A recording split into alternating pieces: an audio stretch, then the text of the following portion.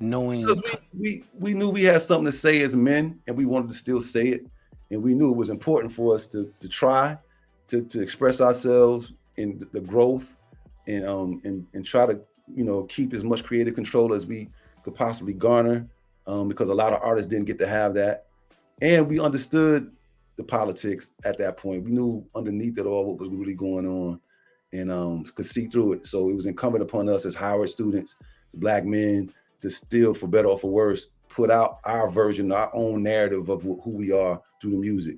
Because we had, we even had some, like on every album, we had at least one component that had like a gospel or spiritual message on it.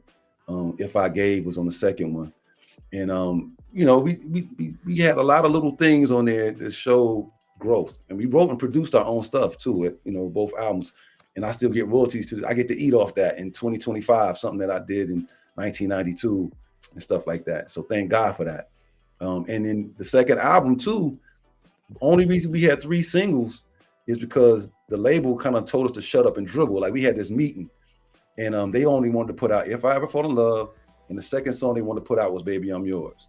But we were the guys, even though we're singers, we're human beings, but we're in the marketplace. So we were actually a commodity that can talk and give a lot of feedback. So we came back to the label and say, yo, they loving If I Ever, but man, they really loving this Comforter. Comfort, yes. We let them know that, and they were like, no, it's Baby I'm Yours. We were like, nah. So we put our foot down, and they kind of wanted to prove us wrong. They kind of wanted to shut up and dribble. Like, let us handle this.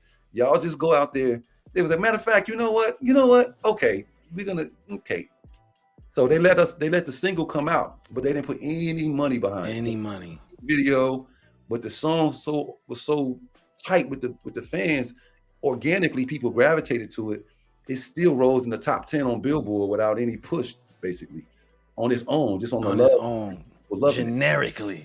Yeah. So when that happened, that kind of solidified, like, I told you so moment that we never even did. We just when we renegotiated, we got a way better deal based on that.